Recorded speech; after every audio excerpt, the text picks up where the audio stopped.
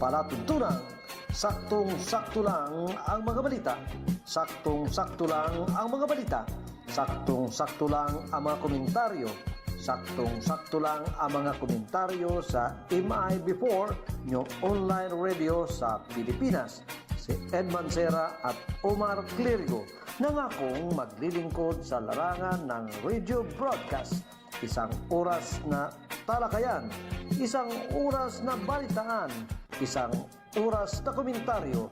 Saktong-sakto lang ang mga komentaryo at balita tuwing araw ng Sabado at Linggo, alas 9 ng umaga. Good morning. Nagka-problema ho mga kababayan. Nagka-problema yung ating Facebook. Ayan. Sa palatuntunang saktong-sakto lang sa MIB4. Pinakikita namin ni Paring Omar. Ayan, tama ba? Ayan. Partner. Promote natin Paring Omar. Parang baligtad yung iyo. Baligtad yung Baliktad. pagkakasunod. Yun. Ito yung kan. Kulay. Ito yung isa ho mga kababayan sa sponsor dito ho sa aming palatuntunan. Ito yung pwede nyo orderin sa amin. Ito yung prutas at gulay. Veggie, chicharon. Veggie, Chicharon. chicharon. Meron siya partner na may pipino, kamote, okra, ano pa ba yun? Kamote. Oo. At may mga health benefits to. Kung kayo mahilig kumain ng mga popcorn habang kayo nanonood ng TV, ayan. Ito pwede nyong i-alternate habang kayo Maganda yan sa sa mga nanay-nanay. Lalo pat yung mga umiidad yun. Mabibili po ninyo ito dito ho sa himpilan ng MIB4. Maaari ho kayo mag-text sa pwedeng wholesale. Pwedeng wholesale, pwedeng retail. Pag wholesale ho mga kababayan, malaki ho ang diskwento. Opo. Dahil wala pa hong stockist dito sa Oriental Mindoro nito. Oo. Mamaya ipakikita natin sa isang Partner, araw. itong mga ganitong packaging, dumaan sa DTA ito, di ba? Kompleto ang permit po nito. Kompleto ito. Ito ay gawa dyan sa kabilang probinsya. Ay napapanood tayo dito ho sa ating palatuntunan. Nakiusap na kung maaari ma-promote at maaring makapasok dito sa Oriental Mindoro itong produkto nila. Anyway, ito yung nabibili nila sa kabila, sa labas, pampasalubong. Pero yung mabibili mo dito sa Oriental Mindoro, wala pa. Pero dito ho sa MIB4, sa ating palatuntunan, dito sa ating studio, maaari ho kayong makabili nito. Pag dito lang sa town proper, sa lungsod ng Calapan, libre ho ang delivery namin. Libre. Pero pag medyo wala na ho sa poblasyon ng Calapan, may charge na ho ang delivery nito. Sa impormasyon, maaari po kayong mag-chat dito kahit sa page po ng MIB4. O kaya pwede ho kayong mag-text, tumawag sa cellphone number 0998-210-8694. Opo, message lang po kayo para sa mga detalye. Ngayong araw, kahapon lang ho ito dumating pare ko. Pero may delivery kami mamaya sa poblasyon ng Calapan. Very good. Yung ating bike dyan, mapupuno. Mapupuno ho yung bike natin dyan. Partner, alam mo, napapanahon itong ganitong mga produkto dahil una, yung healthy diet, Tapos ikalawa, kuminsan kasi nabubulok lamang yung mga gulay, prutas sa ilang mga magsasaka dahil mura. Murang kinukuha ng ilang mga middleman. Pero ito, pag matutunan lang ito ng mga magsasaka, itong ganitong proseso, at kung doon sa kabilang pinagkuhanan nito, maaari doon na binabagsak ng mga magsasaka yung kanilang produkto Ito pare ko ay mga fresh na gulay, galing mismo sa farm. Diretso doon sa proseso.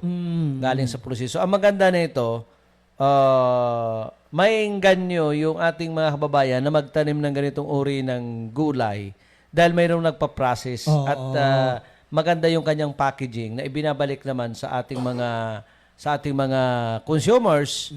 O kunyari, mayroon ditong yung gulay na okra, mayroong kamote, o mayroong buto ng langka. Ito ay ang proseso nito sa bukas makalawa makikita ho natin dito sa MIB4 yung pong tamang pagproseso po nito. Oo. At siguro ma-invite na rin natin. Ma-invite natin, Yung ito. Opo. Yung Anyway, nagawa nito. kasi ito, alam mo, yung pagproseso ng katulad dito sa Oriental Mindoro, ano yung mga produkto, agricultural products dito, mga prutas, na ipoprocess din ng maayos, na ibabalik sa market. Mula sa farmers, diretso sa packaging, Sa pagawaan. tapos balik uli sa mga consumers. Dito sa Oriental Mindoro, number 1 ang meron dito, partner, yung banana. Banana chip. Saging na saba. Oo. Kaya meron dito mga pasalubong banana chip kung tawagin. Galing Mindoro yan. Tapos, isa pa sa mga napaprocess dito na mabibili mo na rin sa market, itong calamansi juice. Calamansi juice. Mayroon namang buko juice. Ano pa yung mga napaprocess dito, pare ko? Calamansi juice, buko juice, banana chip. Yung chili natin. Yung sili, pero hindi naman ganun kalakihan pa ang market nito. Hindi pa. Hindi pa naman ganun kalakihan ang market. Pero ang mahalaga diyan may initial, may personal initiatibo, pare koy. Ang ating mga kababayan na mga magsasaka na makapaggawa ng isang hanap buhay, sustainable business at karagdagang trabaho sa ating mga kababayang Mindoreño. Na yung raw materials ay naando lang sa tabi-tabi nila. Hindi na kailangan bilhin, kundi iproproseso na lamang. At pag na sa ganyang proseso, sa ganyang ginagawa ng mga kapatid nating magsasaka, kailangan ng counterpart ng local government unit o ng probinsya o ng distrito para magtuloy-tuloy yung paggawa ng produkto at masabi na ito ay galing sa Mindoro. May mga assistance naman ng gobyerno, kanya lang, lagi ko nga sinasabi, yung assistance ng gobyerno, lalo sa national government, katulad ng DTI, Department of Trade and Industry, makakapag-loan ka dyan. Actually, hindi nga tulong ng gobyerno yan kaya calling the attention of Department of Trade and Industry.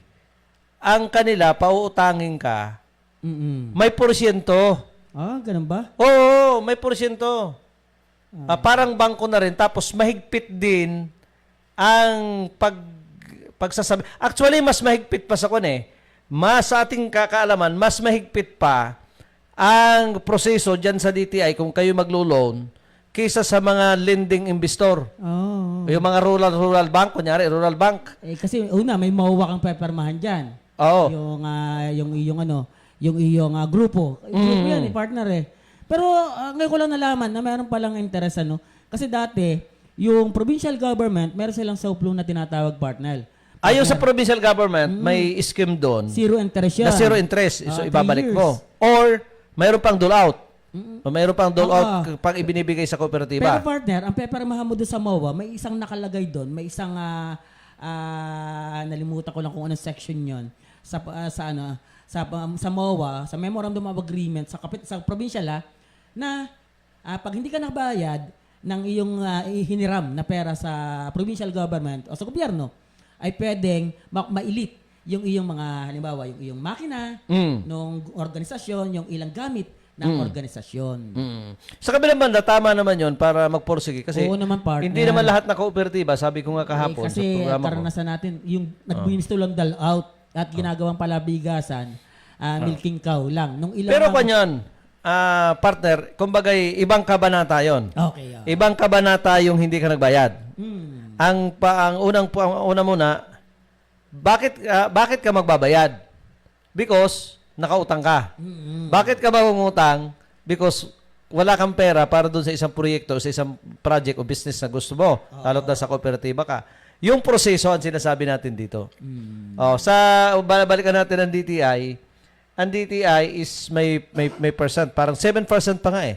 Per annum. Partner, mas malaki sana yan. Oh. Mas malaki sa... Mas malaki. Mas malaki doon sa ibang mga lending ibang, investor. And then, yung proseso, dahil via internet, ang application, mahirap. Hindi lahat ng mga... katulad ngayon, hindi lahat na mag-a-apply is marunong sa internet, pero hindi nila kabisado yung proseso. Pero may guidelines. Ibig sabihin na ipoproseso, partner, pero pahihirapan po ninyo ang inyong mga applicants sa totoong buhay. Padalwa, kapag ikaw, nabanggit na natin dito sa palatuntunan natin, kapag ikaw ay newly newly fight sa business, hindi ka makakapag-loan. Kasi ang requirements, at least mayroon kang 2 years. 2 years na nag-exist ang... Yun nga, partner, yung problema eh. O ngayon, kung 2 years na ang business mo, sa aking pagtaya, dahil may mga business din tayong maliliit at malalaki nung mga panahon. Kapag ang business po mo, kahit anong negosyo, may trial and error yan, partner. Pag ikaw ay naka 1 month, magbilang ka na. So, maswerte mo, 1 month na walang failure. Second and third, so third month, makikita mo na kung ano yung mga adjustment mo sa negosyo. Hanggang 6 months. Doon sa 6 months, pare ko,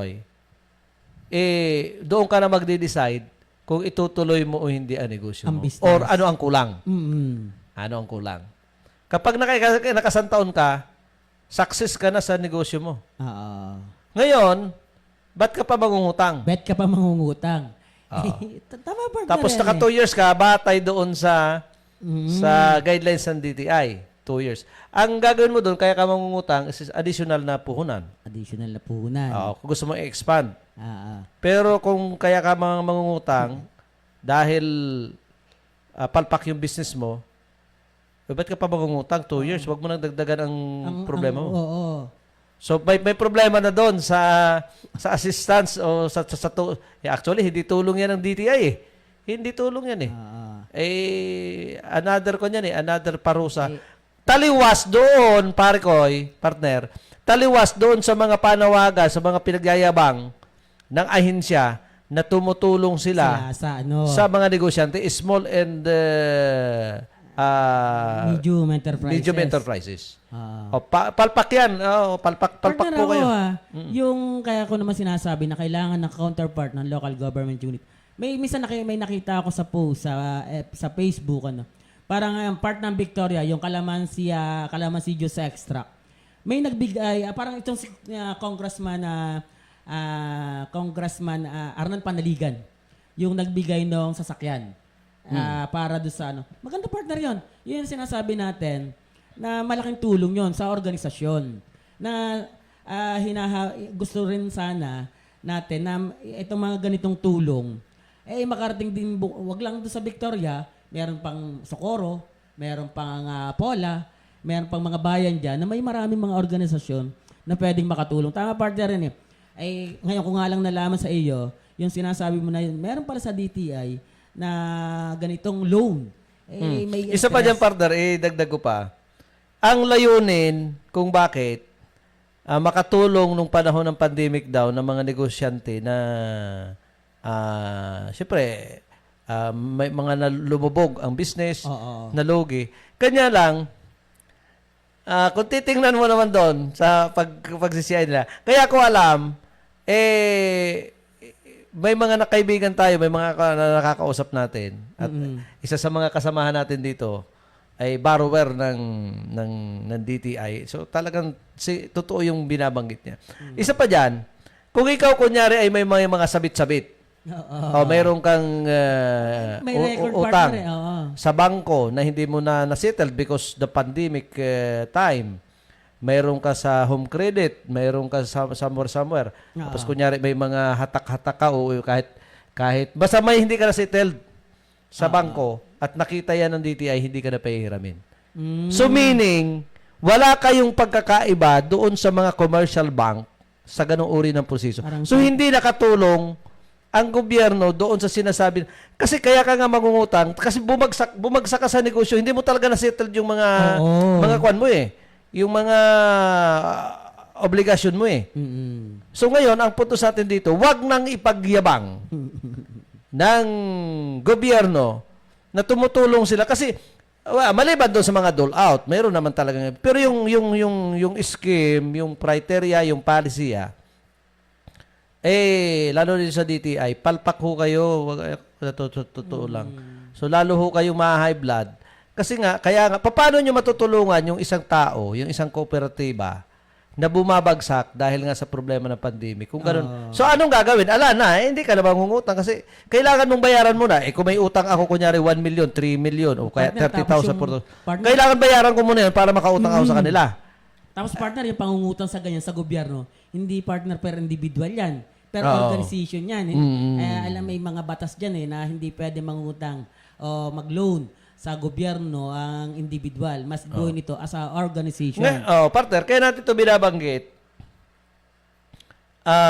Yung mga negosyante na maliliit na gustong bumangon, na wala naman gaano, hindi naman siya sabi hindi nakakatulong ang gobyerno. Walang gaanong suporta ang gobyerno at mabigat ang proseso. Samantalang, yung mga nasa pwesto, katulad yan, yung makontroversial ngayon, dalawa ang makontroversial ngayon. Isang may kaugnayan partner sa confidential fund pa rin. At saka itong allegedly magarbo at mataas na travel expenses dyan ho sa Kongreso. At ito ho, partner, alam ng lahat, napapanood ng lahat. Kanya lang, yung ilan natin mga kababayan, ay takot magbigay ng komento, lalo't katulad nung ginawa nila kay Ka-Eric. Kay Dr. Badoy. Ano ho ang ginawa? Dahil sa personal na nagalit, tampo, sa tingin ko dito, personal to dinaan lang nila, ginamit nila ang Kongreso para ho dun sa galit ng mataas. So, banggitin na natin. Ni Congressman, yung ating Speaker of the House, si Romualdez. Kasi ito, partner, banggaan ito ng dalawang higanti ho sa politika. Ang punot dulo nito. Kasi itong si Ka-Eric, itong SMNI, halatang-halata naman, na talagang kabig. Sa isang panig. Kabig ito sa political group ni Sara Duterte. Aminin na ho natin to.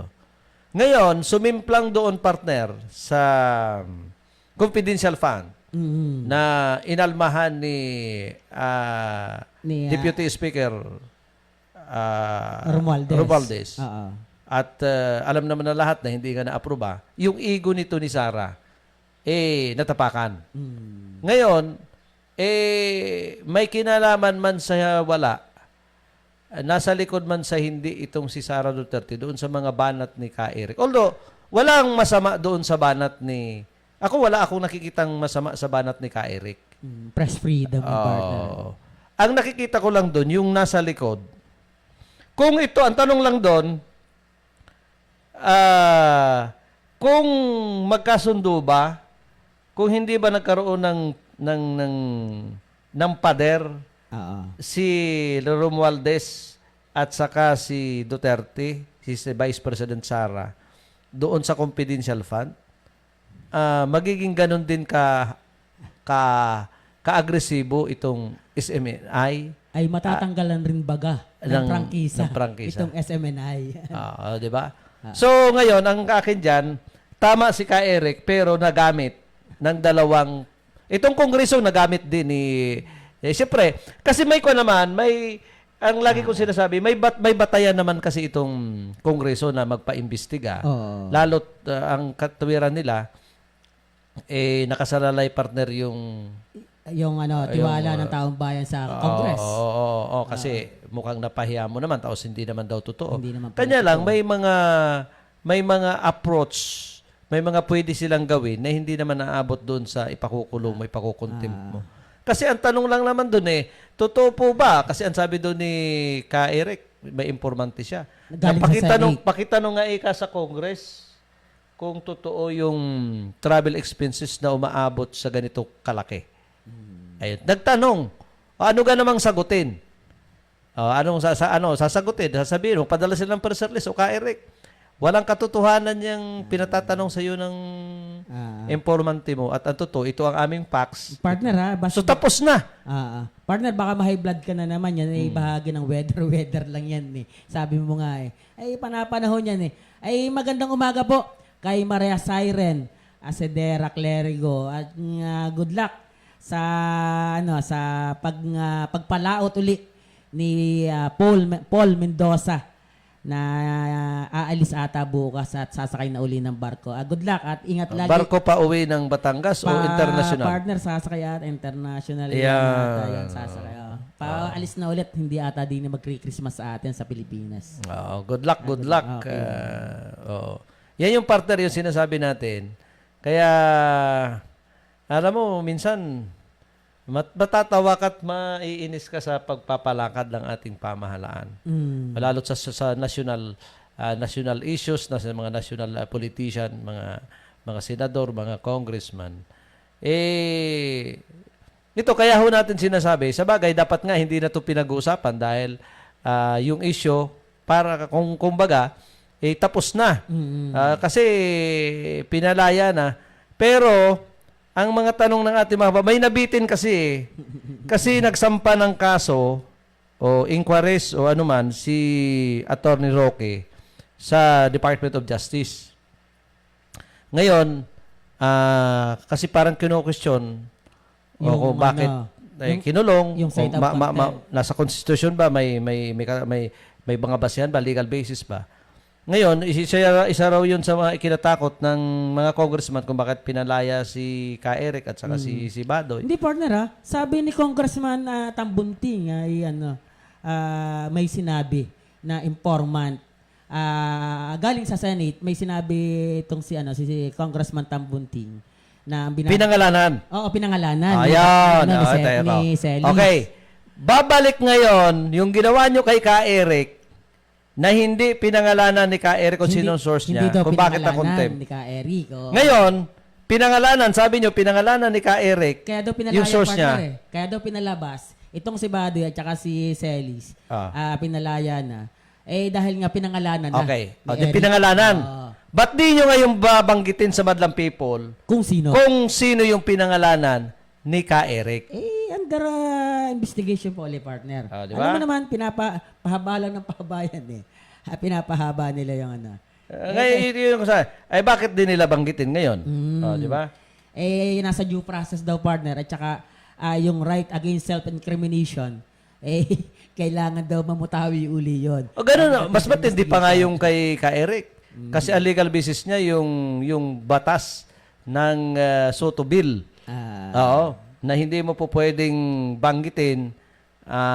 Actually, pag walang court order, hindi mo pwedeng banggitin ang source mo. Pero pag nasa nasa husgado na, at gumugulong ang proseso sa isang kaso, so kaya libelo, pag sinabi ng korte na i-mention mo kung sino source mo, wala kang magagawa kundi ilabas. Pero sa ganong uri ng inquiries, sa ganong uri ng pagpipiga, even sa even kunyari pulis, kunyari pulis, yung mga autoridad, yung mga police authority, yung mga ganong uri ng senaryo, kung ikaw ay media man, kunyari, ikaw ay broadcaster, may nagsampa ng libelo sa iyo, nagkaroon ka ng warrant, inaresto ka ng authority, tapos may mga autoridad na hindi alam ang kailang ginagawa, ino-interrogate ka pa rin. Pinipilit, sino bang source mo sa mga... Partner, halimbawa, partner yung bawal. Ikaw naman na may mga halimbawa, yung kay Senator Laila de Lima, nakulong siya almost 6 years, di ba? Almost 6 years siyang nakulong. Pero, yung mga testigo against sa kanya ay nag-atrasan at binawi yung kanilang mga testimonya. Partner, paano titingnan Actually, tama yun naman yung yung batas pa rin. Dahil may mga ebidensya, kinasuhan, ikinulong si Senator Laila de Lima. Pero, sa mga pagkakataong ito, nasabi ko nga sa weather lang, nagbaligtaran yung mga testigo laban kay de Lima. Paano partner yung 6 years na tinanggalan mo ng karapatan itong isang taong ito, itong isang private individual na ito sa kataon ni Senator Laila de Lima ng 6 na taon tinanggalan mo siya ng karapatan. Saan babawiin ni Laila de Lima itong nangyari sa kanya na almost 6 years na worst scenario sa kanya? Pwede niyang buweltahan yung... Hindi, karapatan niya nung karapatan nung biktima. Oo. Kunyari, si Secretary Laila de Lima, karapatan niya na buweltahan niya. So, gugulong uli ang investigasyon. Doon, ano ang hinihingi niya kung bakit, ano yung prayer niya sa husgado, kunyari, sa DOJ o kung saan man niyang court pinail, ano ang hinihiling niya. So, depende yun. Titingnan pa rin niya ng korte, titingnan pa rin ng husgado kung yung ipinail niyang kontra doon sa unang kasi binawi, titingnan kung may mali siya. Kung may mali siya kung bakit yung mali siya na kunyari personal o kaya wala namang kaugnayan sa kasong isinasampa, tapos bumaliktad ka. Kung ang ebidensya naman kaya ka bumaliktad dahil na-pressure ka nung kabila. So, ganun lang, pagugulong uli yan, so pwede kang maparusahan kung nakita ng husgado na kunyari yung kay Secretary Laila de Lima kaya lang bumaliktad dahil kung anong ginawa. May pananakot, may kapalit na pera. Pero alam mo partner, ako na rin doon sa hudikatura, sa batas natin. Halimbawa yung mga ganon. Tapos, nakulong ka na nga 6 na taon, pero ang bagal ng paglitis, ang bagal ng proseso ng husgado, ang bagal ng ng hustisya. Tapos, pagdating ng araw na 6 na taon, 10 taon ka na nakakulong, sasabihin wala kang kasalanan. Partner, nakakaano naman. May kwan dyan ang kino-question lang natin dyan, yung bagal, yung tagal ng paglilitis. Sa bagay, may proseso naman kasi dyan. Kasi, Partner, kunyari, kasi nasasabi ko lang to partner. Kasi maraming mga political prisoners na nakakulong. Doon na nga namatay partner Pero nung lumabas yung kanilang kaso na ipinail sa kanila ng kung sino mang Poncio Pilato, not guilty. Ako pare ko sa totoo lang, ako naniniwala pa rin na tama Kung ikaw ay naakusahan sa isang krimen o sa anumang reklamo laban sa iyo base sa paglabag sa batas, natural lang na ikaw ay sampahan ng kaso at doon litisin kung totoo o hindi yung inaakusa sa iyo. Anong gusto mo? Ilitisin ka sa loob ng korte or likadehin ka na laang, napatayin ka na laang doon sa mga tinatawag na extrajudicial killing? Kunyari, ako, may kawalangian akong ginagawa at inabuso ko ang aking posisyon bilang isang elected official o authority kung ano mang ahensya ng gobyerno. Sinampahan ako ng kaso. Anong gusto ko? Kung ako'y sasampahan ng kaso at lilitisin sa korte, dahil may tiwala pa rin ako sa husgado, mas okay lang sa akin. Kisa ako'y paikot-ikot dyan. Ito partner diba? Ang buhay natin na halimbawa, bantag. Kumbaga sa kuwan umano na sa due process na talaga may kasalanan. Ernie Tebes, may kasalanan. Pero nasaan ang mga yan? Kung titingnan natin yan sa panglabas na kaanyuan sa base sa nakikita natin, naririnig natin, masasabi natin na si ganitong tao ay may kasalanan talaga. Kanya lang, ang husgado, ang justice sa isang taong inaakusahan. Kaya nga, nakapiring ang batas yun ang kwan dyan Actually, malinis din naman yung sinasabi nila.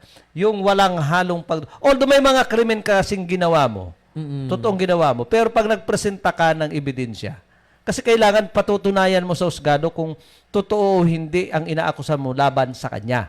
Ngayon, kung may halong depende yan sa pagpipresenta kasi ng kaso. Ng ebidensya. Although ginawa niya, kita natin, kasi, kunyari, ako, hindi naman ako abogado, pero ako yung nagbabasa-basa rin. Kunyari, ang kaso ko'y murder, Murder. Pumatay. Kita mo, may testigo, pinatay. Hindi naman alam yan ng husgado ng pulisya kung paano mo pinatay. Ngayon, maghihiring yan. Patutunayan ko ngayon sa husgado, dahil ako ang nagsampa sa'yo ng kaso ng murder, na talagang pinatay. Ngayon, anong dahilan ba't pinatay? May mga kwan dyan sa cross-examination. Kasi nag-confess na. Oo. Kasi may tinatawag na homicide, may tinatawag na murder. Homicide, bailable. Murder, walang bail. Ngayon, kapag self-defense yan, at hindi mo plano, ay patutunayan mo sa korte ngayon na plinano ba ni Juan de la Cruz na patayin ang kamag-anak ko o hindi, nung testigo. Ngayon, pag napatunayan na hindi plano, self-defense, yun ang pwedeng isampa ng kaso. So, kunyan kasi pwede ka magsampa kung ano-ano. Kunyari, rape. Hindi mo naman pala ni-rape, pero ang kaso mo yung rape. Hindi mo pala ni-rape. Nung sa cross-examination, ay kusa palang pumayag yung babae at nag-live-in kayo. Kanya lang, nung huli na, may sinusulsulan na perahan mo yan, ganito. So, sa husgado, malinis. Pag may walang halong pagdududa, pare ko, yung inaakusa mo sa kanya, mapapalaya ka at makakamit mo ang hustisya. Tama, ako naniniwala. Kanya lang yung bagal. Yung bagal. Tapos yung mga maliliit nating mga kababayan na wala talagang kakayanan para mabigyan ng abogado, hindi naman talaga nabibigyan ng abogado ng gobyerno. Kasi may libre yung PAW daw, yung binabanggit nila. Pero hindi naman ganyan partner. Siyempre, marami rin hahawakan ng mga iba-ibang kaso yung PAW Tsaka, na yan. pag ikaw raw ay, ang abogado mo ay nasa PAW, 75% baka makulong ka. Hindi, ang dahilan naman dyan kung bakit. Nasa presentor kasi yan, nasa defense. Ay, paano ka didipinsahan kung hindi naman natin ng hearing? Siyempre. Dahil kulang naman talaga ang PAW, kulang naman Public Attorney's Office. Sa Public Attorney's Office, kulang talaga. So, mayroon nga tayong kakilala dyan, ay wala naman sa PAW, public lawyer. Ang daming kasong tinanggap, pero hindi natin ng hearing. Oo, di ba? Kaya, kilala natin yun. Hindi natin ng hearing. Oo, kaya simplang. Anyway, advance happy birthday kay Ruel Landicho ng Laguna, Barangay Parian. At happy birthday kay Madam Leonor de los Reyes na nagdiriwang ng karawan ngayong December 16. si Pare Joey Atuel. Advance happy birthday sa December 22. December 22. Birthday ni Boss Joey Atuel. Pag polybok daw, pare ko, pag polybok yung kanya kasing kondo, dito sa Ilaya, siyempre, alam mo naman pag kondo, kahit maganda ang kondo mo, medyo maliit ang yung iikutan. Kasi, yan ay Christmas season na, sabi ni paring Joey, Christmas season na. Doon sa kondo niya, marami ring mga party-parting gagawin, yung mga nakatira doon. Pag polybok daw yung kondo niya, kasi yung kondo niya, may isang beranda doon na pwedeng gamitin ng sino man. Tapos sa baba nun, swimming pool, pwede ka doon. Ay kung polybok daw sa birthday niya, hindi niya gagawin. Nagpa-reserve siya sa resort ni DJ Resort. Kay paring Donnie. Kay Sir Donnie Malapitan. Donnie Malapitan dyan sa Barangay Canubing. Nung nagpa-reserve siya, sabi naman nung caretaker dyan sa resort na yan, titingnan daw nila kung hindi polybok maghapon yung venue. Kasi malaki yan ang celebration ni paring Joey. Kasi siya ay 63rd years. Hindi halata. Ngayon, ang huling option, sabi niya, Boss Ed, parang Ed, kung yung dalawang area na yon ay hindi po pwede ba dito sa private resort mo? Pwede. Dito sa private resort natin, kita mo naman, ang ganda ng tubig dito. Sa kabila doon, may ilog na umaagos. Malaki ang parking.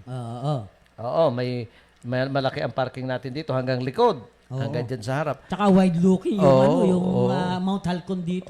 Sabi ko sa kanya, pwede kung hanggang mula ground floor, second floor, dito sa likod ng ating studio, tapos sa third floor, pwede sila. Wag lang silang dala ng lubid. Kasi may hagdan naman. So, pupwedeng dito gawin, pare Koy, ang kanyang birthday celebration. Lubo ako dyan sa lubid na yan. Oo. Yun ang, isa sa mga option ni Baka pare. naman yung lubid partner na dadali nila, maglalapel sila pag ano. Oo. Hindi, kasi paglasing na, pwedeng doon na sila dumaan sa likod dahil walang hagdan sa likod. So maglubid na lang sila, utay-utay silang padaos-us pababa. Kasi ang hagdan nandito sa harap. Yan ang mga... Yun pala yung ano, yung plano. Plano ni paring Joey. Siya, happy birthday, Sir Joey. Sir Joey, advance happy birthday. Sir Joey Atwell, na magdiriwang ng karang. December ano, partner? December 22. December 22. Kumusta na kaya yung patre? Yung pato. Yung pato. Sabi ko sa kanya, kung ayaw niya ng pato, pwede naman kanya lang kako, kung riregaluhan kita ng isang bagay, kumbaga, kakatayin, pamulutan. Ang problema kako, yung magkukusing. Ang pato kasi madali lang Madaling kusingin niya. 3-4 na pato, 10 pato, madaling kusingin. Ngayon kako, kung higit pa sa 5 o 10 ang kukusingin mo, ay sa magkukusing pa lang kako, baka mahirapan ka na. Sabi niya, marami naman akong tauhan, mga bugoy-bugoy galing Pinamalayan, dalhin ko din sa iyo kung dito nga gagawin. Kasi pwede naman dito sa harap mayroon tayo diyang more or less is 300 square meter, pwede siya diyang magkusing. Hindi dyan lang sa kubo mo dyan. Sabi niya sa akin, ilan ba magkukusing na pwede kong dalhin? Sabi Wala. ko, hindi naman kako, kaya mo gakako ang 300. Higit pa dyan, kahit 500 magkukusing. Sabi ko, sige, pwede naman. Parang magpapakasal uli si Sir Joey sabi ko kulang yon. Kasi ang ibibigay ko sa iyo ay isang sakong pugo. Isang sakong pugo, pare, ang ikukusingin ni paring Joey. Ilang piraso ko yan? Ilang piraso ko yung isang sakong pugo? Libo yun, pare. Pero partner masarap yan. Isang sakong pugo ang ikukusing. Anti-anemic yan, yung pugo na yan. Tuloy-tuloy tayo mga kababayan. Meron na tayong anong oras na? Late na tayo, pare ko. Kasi kaya po kami late sa palatuntunan kanina. Nagka-problema po ang ating internet. Ang kasunod nito dapat si paring Lino Amarilias. Gogolay, pare ko. Gugulay. Gugulay. Veggie chicharon. Mabibili po. Dito lang muna sa MIB4 radio station, online radio sa Pilipinas. Dito po sa may Block 6, partner, Block 6 ba to? Pachokan. Barangay Pachoka, pero kung kayo pupunta rito, dahil dulo na to ng Pachoka, ang daan mo, Block 6 Santa Maria Village. Yun. Sa tabi lang ho ito ng isang malaking bodega. Napapanahon po ito. Ito ay napapanahon para sa ating mga... Lalo ngayong magki-Christmas, kunyari. Kwento-kwentuhan kayo ng mga kaibigan nyo habang may nginungot-ngot. Ika nga. Sabi tayo sa Batangas, may nginungot-ngot. Wala na po kaming oras. Bukas, kung may internet ulit. Minsan pa-fluctuate ang internet natin. Ito po ang inyong lingkod. Omar Clergo po. Samantala, ako na po yung lingkod, Ed Mancera, sa palatuntunang saktong-sakto lang, tuwing araw ng Sabado at Linggo, alas 8 hanggang alas 9 ng umaga. Kami po ay naglilingkod sa Diyos, sa bayan at sa tao. Magandang umaga po sa inyong lahat.